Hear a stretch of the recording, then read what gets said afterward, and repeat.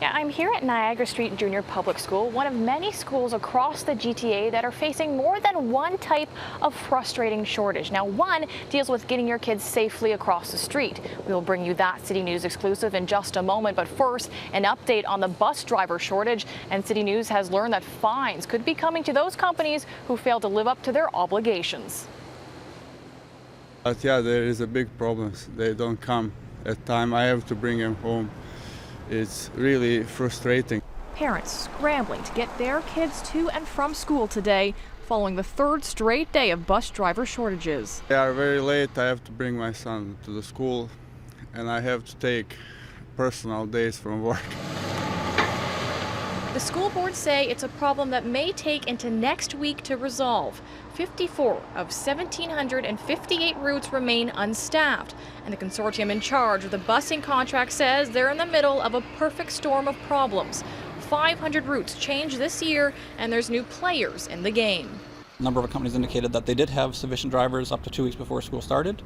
They just didn't materialize whenever they came to sign up for the routes. So that was what kind of put us in this last minute sort of situation. The latest 6-year contract with the option of a 2-year extension was awarded just this spring. 7 companies won routes in a $90 million contract. Among the biggest winners, Attridge and Sharp Bus Lines, 2 companies that picked up significantly more routes from last time. Hi, you've reached Glenn. Sorry I missed your call. Please leave a message. Both are short drivers this week, along with wheelchair-accessible transit. I was wondering if Bill Sharp is in.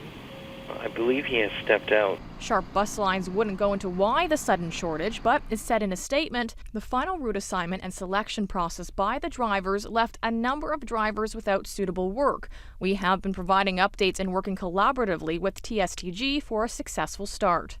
Are you prepared to levy fines?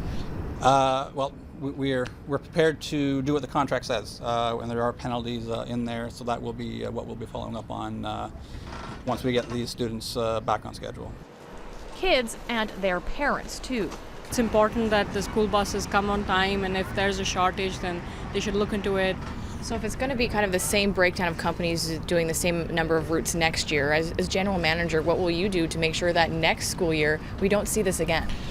And hopefully we'll be able to get the routes out earlier to our operators next year. We are looking at some options of hoping to move that process earlier. So if that's earlier, we'll know earlier, and we'll be able to take steps earlier just before the school starts to obviously mitigate any of these circumstances going forward.